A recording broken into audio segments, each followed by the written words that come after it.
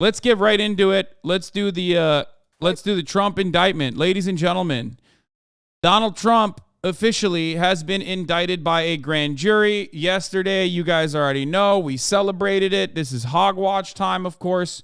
I wore a suit yesterday for the indictment, and I will wear another suit on Tuesday, which is when Donald Trump is slated to be arraigned. Okay?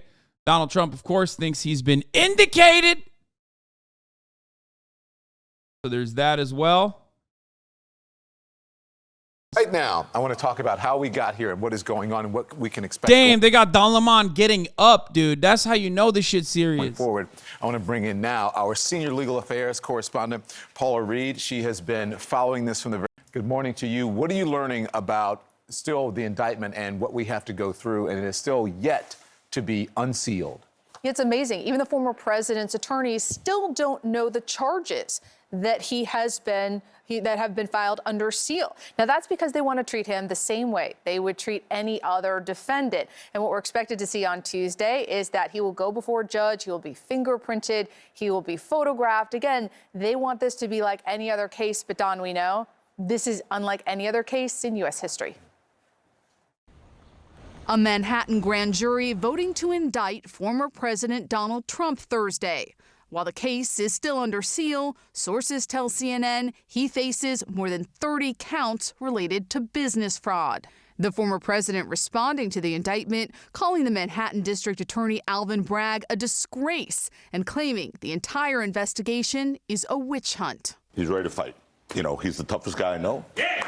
And he was shocked, you know, because I was shocked. Today, dude, what is going on? Dude, Trump's entire legal team has to be brought up to a lineup so we can just look at them. Okay?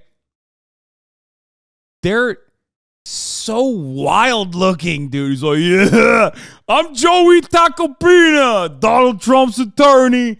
We got like 50 of us over here, you know? I left my gumada home.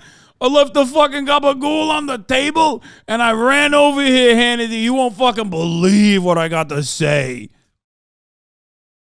Every single one of them. It's like Trump's entire legal team resembles like a used car dealership in like Tampa, okay? Like everyone is like, they got like the cheerleaders that became, prom queen, that became sorority sisters, that basically became like the attorneys of Donald Trump. That's like the media side. They cover a lot of the media aspect. And then you got these like fucking ex-cop looking motherfuckers who were like, yeah, they call me Joey Tacopina. What's going on? Hey. Yeah. That's an Italian ape right there. They don't make him like that anymore from a bygone era. No, he's awesome. His security guard was called Matthew Calamari. This is so unserious. I'm sorry. You can't do that. Calling world-renowned lawyers cheerleaders because they're female, that's pretty awesome. Yeah. There is no one in Trump's legal team that is a world-renowned lawyer. And if they have any kind of fame, it's mostly infamy, okay? Every single Trump lawyer has literally just been infamous for being insane. No, Matthew Calamari is his actual name. Dude, that's fucking awesome, okay? Like, yeah. I'm in Donald Trump's law team too. I'm called Joey Bada Bing. That's my last name over here. What do you fucking mean? Did Joe Pizza tell Trump about hydroxychloroquine? What the fuck is Joe Pizza? Mr. Pizza, whose wife was serenaded by Trump at Mar-a-Lago, is a hydroxychloroquine dealer. Joseph Pizza. Stop. Dude, Tom Fitton, that's another fucking wonderful character. This is another one of Trump's lawyers. I know you guys know about Tom Fitton, my man Tom Fitton. Okay? Fitting this dick. the most jacked lawyer in America.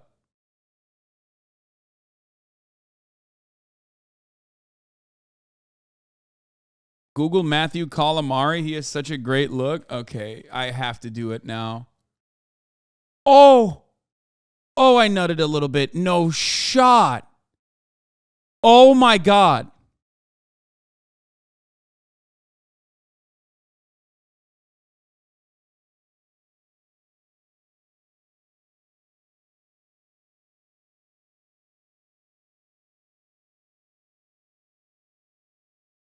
Donald Trump is the greatest president. Donald Trump is the greatest president of all time. Nothing compares, dude. Meet Matthew Calamari, a loyal Trump employee of 40 years, reportedly under scrutiny in Trump Organization investigation. Matthew Calamari has worked for Donald Trump for 40 years and is the COO of the Trump Organization. He and his son reportedly oversee the vast surveillance operations on company properties. The Manhattan DA is reportedly examining his conduct in its Trump Organization investigation. Matthew Calamari.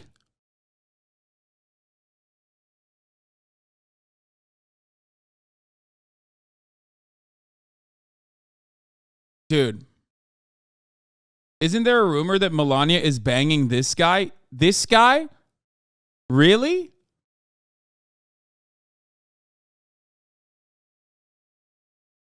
I mean, we know Anthony Scaramucci, but like Anthony Scaramucci was a big, he was like a bit of a weasel, you know what I mean? Yeah, how I'm trying to be. This is Trump team's new security guys.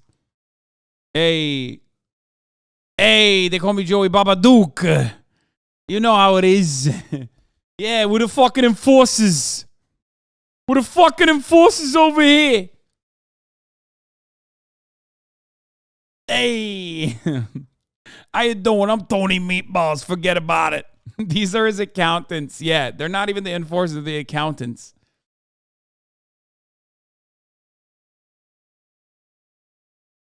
Hey, paisano, you better fucking watch it. It's like my man is like 8 generations in and he's still like using Italian slurs and Italian verbiage for no fucking reason. You know what I mean? It's like, bro, what do you mean? You literally grew up in Bergen County. You don't know anything, okay, about Italy. You've never been there. You can't speak it. Why do you still have an accent?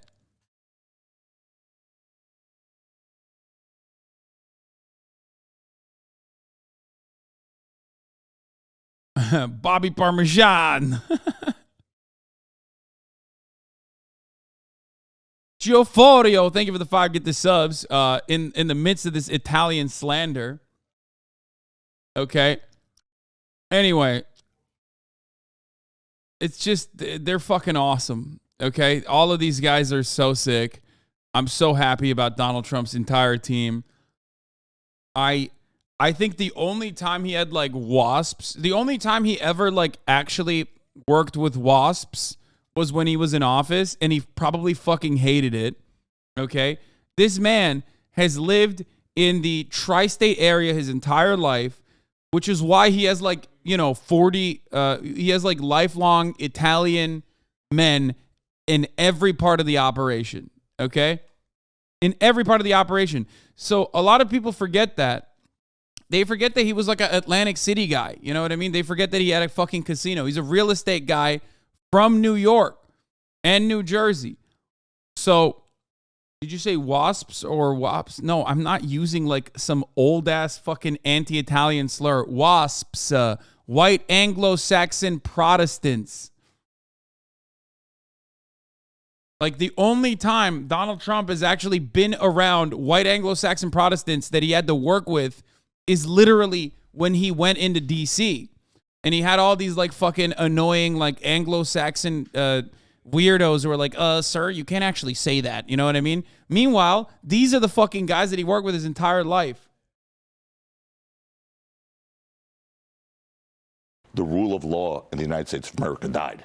The indictment concludes a years-long probe investigating a hush money payment to adult film star Stormy Daniels to remain silent about an alleged affair with Trump, an affair Trump denies. The case relies in part on the testimony of Trump's former Michael Cohen is the most "this is my lawyer, dog, I'm going to jail" ass lawyer I've ever seen, by the way. And I say this as someone who has had a actual conversation, like a one-on-one conversation with him. That's right. Michael Cohen is a friend of the show. Remember that. I went on his fucking podcast a couple years back, if you recall. He is the most he is the archetypical loser lawyer, dude. It's so awesome. Personal attorney, Michael Cohen, who has in the past pleaded guilty to 9 federal crimes, including lying. I am a convicted felon. I am a disbarred lawyer, but I also brought the documents. There's plenty of testimony, corroborating testimony to go around. Cohen paid Daniels $130,000 just weeks before the 2016 presidential election.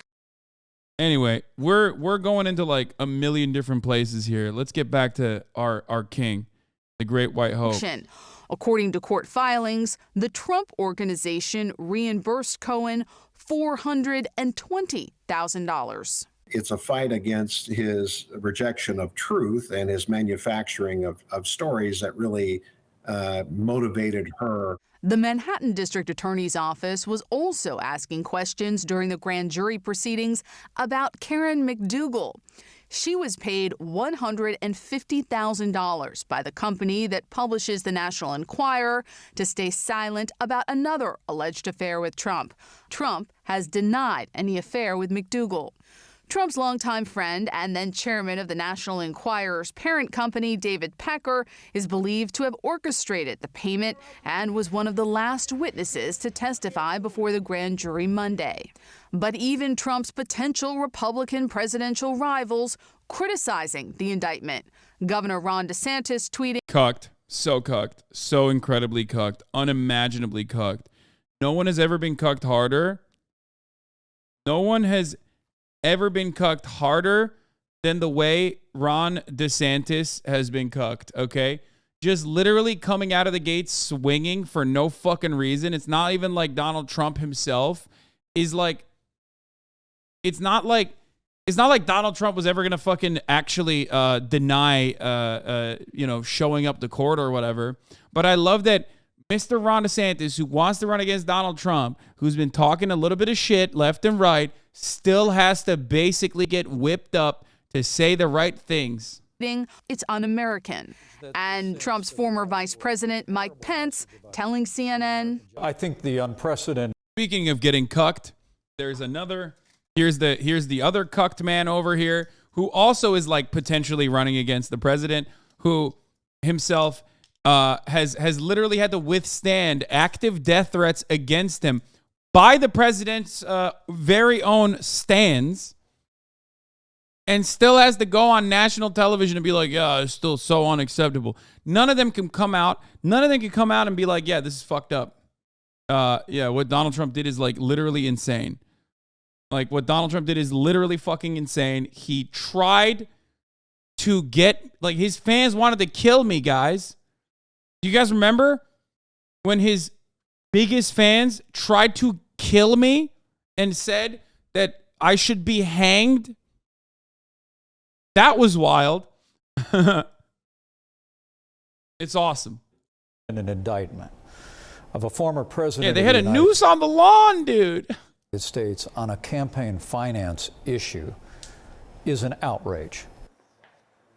And one of the former president's attorneys tells me that the district attorney actually wanted him to surrender today. That would have been, though, a really tight turnaround considering all the security that they would need to get in place. They wanted to tamp down the circus-like atmosphere that is sure to follow. So they wanted, instead of waiting till Tuesday over the weekend, time for people to gather and so forth, they wanted him to turn himself in so that this can be over and done with, at least the appearance. So much for that. We'll see him on Tuesday, right? In what will surely be a circus-like atmosphere. All right. Thank you very much. Paula Reed will continue to follow this. Caitlin? Well, I think it's important this morning to step back and look at how we got here. This didn't just come out of nowhere, and it was back in 2006, actually, that Trump first met both Stormy Daniels and Karen McDougal. 5 years after that is when Stormy Daniels tried to sell her story to a publication known as Life and Style. But Michael Cohen, then working for Trump, threatened a lawsuit, and the story was never published. Fast forward to 2015, Trump announces that he's running for president. Of course, he came down the escalator at Trump Tower. It's the following spring that Daniels tries to sell her story again. No one bites, not even. Why are they doing action camera work here for like the TV? These are literally just. You could just show these as graphics, man. What's happening?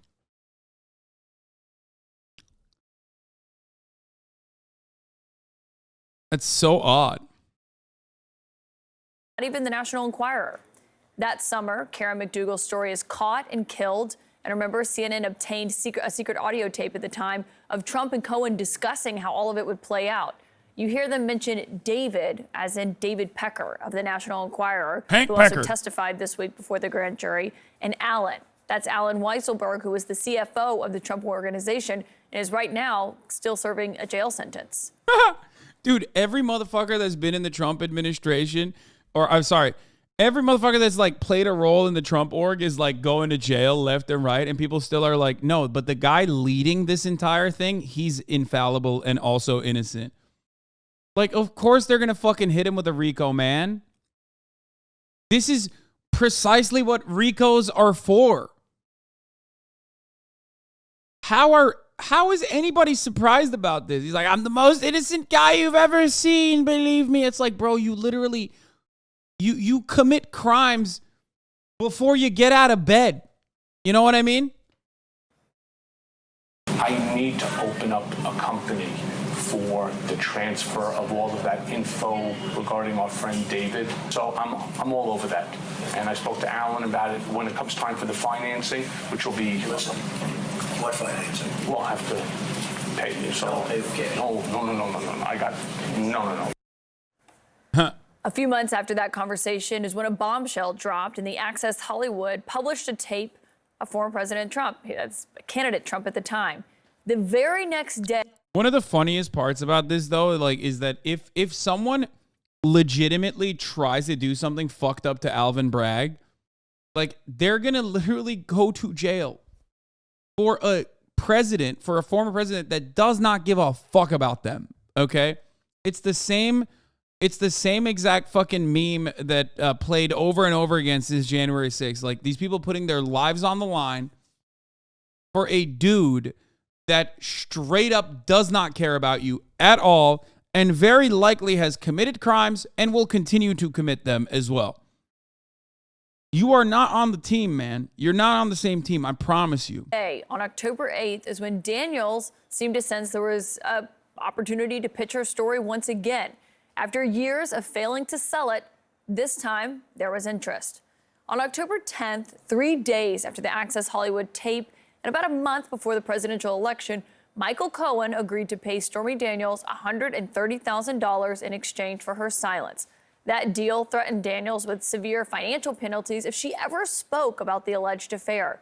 On the 28th, that agreement was signed, 11 days before Election Day. Of course, an election we now all know Trump won. Poppy, all of this is the heart. The other part of that's really funny is people constantly being like, well, the statute of limitation went away. It's like, okay, so I guess you can do any crimes you want, especially those that pertain to campaign finance violations. As long as you do campaign finance violations, like as long as you win, you're good. You know what I mean? Like, yeah, they tried it back then and everyone was like, dog, you can't indict a sitting president. Like, you just can't do that. He won because Dems fucked it, not because Stormy got a bag, let's be honest. Oh, of course. You know that already. I totally do agree with that. Of what the district attorney is now looking at, what they are going into. It is remarkable the time that has lapsed here and the fact that it has culminated with this indictment that we saw. To walk through from 2006 until where we were and where we are now is remarkable indeed. Caitlin, thank you. So that's the timeline.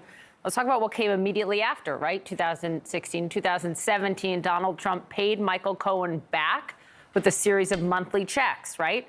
$35,000 a month after month. Different case, but when Michael Cohen was looking at charges, the DOJ said that those checks were accounted for as legal expenses, even though they were not part of any legal service that he provided to Trump that year.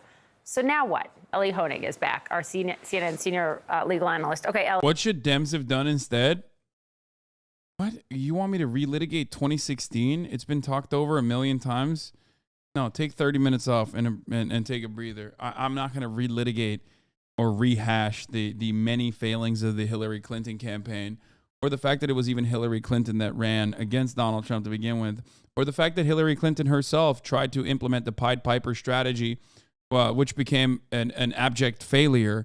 They were the ones who actually told CNN and everyone else to like promote Trump during the primaries because they thought he was the most easily defeated candidate out of all of the other Republican candidates. And turns out they were wrong. I think you guys know that now because he was the president. So you still beat him, though. Everyone loves to forget. You can't say that, like, well, we got less technical fouls than the fucking other team. So even though the other team put up more numbers, you know, we still technically won the hearts and minds of the population.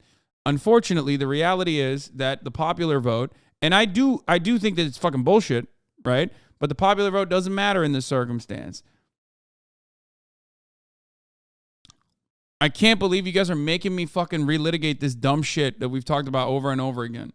Ellie, let's start, I guess, where we are now, where we'll be on Tuesday. What happens now? Yeah, Poppy, so this is historic. This is unprecedented. But you know what? It's just a case as well. It will be titled People of the State of New York versus Donald Trump. So what are we going to see on Tuesday? This is what we call an arraignment. It's a first appearance in court. Donald Trump will be, in all likelihood, fingerprinted. He may have his mugshot taken as well. Mugshots, by the way, are typically not available to the public under New York. Bro, you know that shit's going to leak. Are you kidding me? If that doesn't leak, I'm going to be so pissed. Because, like, that leak in and of itself is good for both Trump because, like, he will look like a badass, you know what I mean? And it's good for, like, the liberals to jerk off to. Yeah, so, like, that's bipartisan, you know what I mean? That's as bipartisan as, like, giving the American military $800 billion in discretionary spending. Like, everyone will appreciate that. It will genuinely boost, like, there will be a noticeable boost in the Trump MAGA economy. What I mean by that is, for those of you, if you've never been to a Trump rally, a lot of Trump supporters are like deadheads. They follow him around everywhere and they sell Trump merchandise. Like the Alibaba drop shippers of the Trump world, the Redbubble Trump shops. Those guys are going to be selling so much Trump mugshot merchandise. Like it will be crazy. State law. At that proceeding, the indictment will be unsealed. That's when we'll see it. That's when we'll know what the charges are. The judge will read the charges to Donald Trump, ask him to enter his plea. He will certainly plead not guilty. And then the judge will almost certainly release Donald Trump on what we call his own recognizance, meaning come back when you will. One important thing I want to notice, this court where we're going to be is a state court. It is called, somewhat confusingly, New York Supreme Court. You hear Supreme Court, you think of 9 justices in robes. The Supreme Court here means the trial level court in downtown Manhattan. After that arraignment, we're going to be into the trial process. We're going to have motions. Watch for Donald Trump's team to ask to downgrade or dismiss some of the charges. Then discovery. Prosecutors have to turn over all their evidence, good and bad, to the defense. Then we will get to a trial. If there's a conviction, we will get to sentencing. And then it's all got to go up on appeal. So we are at the very beginning. Need a shirt with him behind bars and an eagle bursting through to free him. Oh, I love that. Depends on the risk. There's a small factor they could argue he's a risk to incite violence. You guys are crazy. No. That's not. Come on, man. He's rich. And he's 100% not a flight risk. No way do they fucking. No. I know you said small, easy chance, but that's actually just copium. I think that is actually just like you wanting for it to happen and that actually motivating you to feel like it'll happen. First of all, Donald Trump is not a flight risk. Let's be real. Especially for a case like this. Okay? There's no way. Like, what do you mean? This is a nothing burger for the most part. Like, no shot. He's definitely a flight risk. No, he's not, dude. He's above the law. Guys, what the fuck? Donald Trump is literally above the law in every sense of the word. He is so above the law that, like, this trial depending on what we know so far and a lot of the speculation that we have on like what the charges are, because we don't know exactly what it is, and we're going to find out on Tuesday. Big day, by the way. Tuesday is going to be a big one, lads. Right?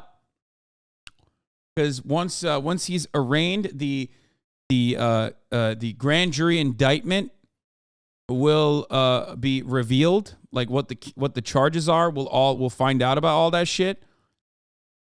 So he won't flee to Russia to suckle on Putin? No, dude. What the fuck? Why?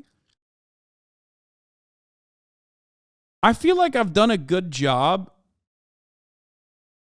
I think, of describing to people like why I cover this story and how I cover the story for pleasure and for fun, while simultaneously describing to you that it's all not that serious. Like, I mean, it's unprecedented, but it's still not that serious. Like, this specific RICO, as far as we understand, is going to be basically mishandling campaign funds, and also, most likely in prior circumstances was considered a misdemeanor, and in prior campaigns, people have just basically paid a fine, right?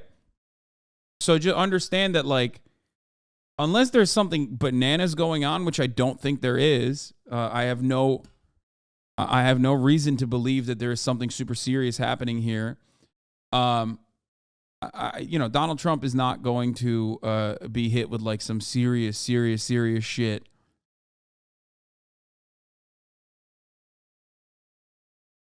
It's serious because it's unprecedented, but the charges themselves are not serious. Yes.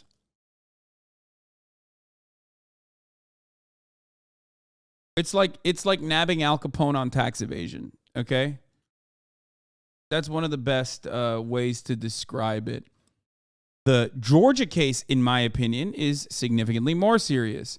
Another case that's serious is the DOJ case on January 6th. These are actually legitimate ways that Donald Trump could face some level of legal scrutiny. Okay? But this individual case, as far as we understand it, doesn't seem to meet the muster of something that will like lock him in jail or anything like that. But it's a lot of fun. Would be serious if it was you or us, though. Well, we would not be fucking engaging in campaign finance mishandling, because we can't do that. We're not running for president or office. Those laws are basically designed intentionally to not be as aggressive, because the only people that could violate those laws are people who are already like in proximity of power. Does that make sense? It's like, I was going to say insider trading, but like insider trading can sometimes be done by, people that have access to non-public material that aren't in the upper echelon of society. It's like insider trading in Congress. Ain't nobody's going to prison over that, okay? You, the everyday average salaryman, if you tried to do some shit, if you like had access to that and you tried to do it and you made a big bet, okay, you might actually be scrutinized. You might actually go to jail. Might actually go to prison. But like, Nancy Pelosi's not going. Paul Pelosi's not going to jail, right? People in power, unless they fuck over other wealthy people dramatically and significantly, are never going to go to jail. What do I always say? You steal from the poor, you become rich. You steal from the rich, you go to jail. That's how it works. Of a very long process. Let's talk about potential charges here. John Miller broke the news last night. This indictment has 30 plus counts. What could they be? Yeah, so we know that there's over 30 counts. That doesn't necessarily correlate with seriousness, right? But let's take a look at what it could be. If these charges are based on the hush money payments that Caitlin just laid out, we could be looking at a state charge for falsification of business records. The idea there is if they falsely log these payments as attorney's fees, that would be a misdemeanor, meaning the maximum penalty is 1 year. No one's realistically going to go to jail on a misdemeanor. However, if prosecutors can prove that those records were falsified in order to conceal or commit some other crime, some second crime, then we're talking about a Class E felony. That's the lowest class. It goes A to E. Okay. The max there would be 4 years, but the judge still has discretion to give no prison time. Now, what might that other crime be? Could be a potential campaign finance crime Little bit of a legal difficulty there, though, because it's state court, remember, but we're talking about a federal election. Can you talk, though, Ellie, about the fact that what the prosecution is going to have? So here's what's interesting about that as well. In order for it to be proven to be a felony, Trump cannot.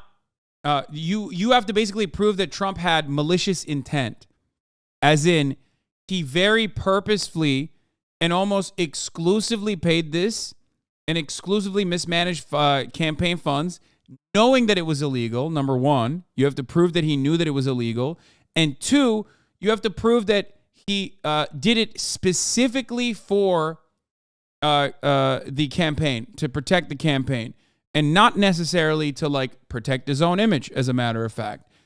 Both of those components make it incredibly difficult to prove and incredibly difficult to make these charges stick unless there's something else going on. If you commit a crime, you can't use the defense, well, I didn't know it was illegal. As a matter of fact, you can. This is one of the very few instances where you literally can. So you're not right about this. You're right on like almost every other instance. You can be like, oh, I'm sorry, officer. I didn't know that I couldn't drunk drive. No, you're going to jail. This is one instance where ignorance of the rules can actually help you, can actually save you.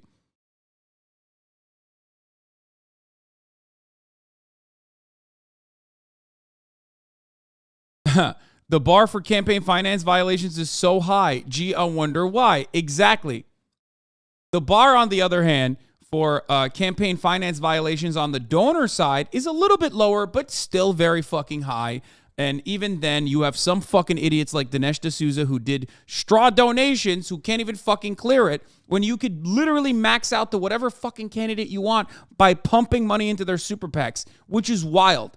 The fact that Dinesh D'Souza fucked up campaign finance violations, did campaign finance violations so deliberately, and still, by the way, lost. His candidate lost by like 75% of the fucking vote or something, by a 75% margin. It was crazy. He was too dumb to do fucking max out campaign finance violations. He was too dumb to just like use a 501c4 or something like that. Awesome. Incredible. Absolutely fucking bananas mode. Anyway, let's continue. Have to argue here to try to succeed on these charges is they're going to try to have to tie a federal crime to a state charge, and that is uncharted. It has never been done in this way ever in the history of the state of New York. When you hear Trump's legal team say these charges are unprecedented, to an extent, they're not. True. Right? I mean, falsification of business records charges happen all the time. But the combination, the way they're doing it. That's the unprecedented part. That, again, we are in state court here, and they're looking at potentially charging a violation of federal campaign law. That's going to go to the judge before it ever gets to a jury. Quickly, Trump's defense? Trump's defense is going to be, the main defense is going to be, he's going to attack Michael Cohen. Michael Cohen's the star witness. People can decide. The jury will decide if they believe him. Trump's team is going to point out that Michael Cohen has been convicted of perjury and fraud. Personal animosity, I mean, to say the least, Michael Cohen despises Donald Trump, and they're going to argue that he's made inconsistent prior statements, but Michael Cohen, the prosecutors are going to argue he's backed up by other evidence, and you can believe him. Or other people, which Bragg's team may need. Okay, Ellie, thank you. So helpful.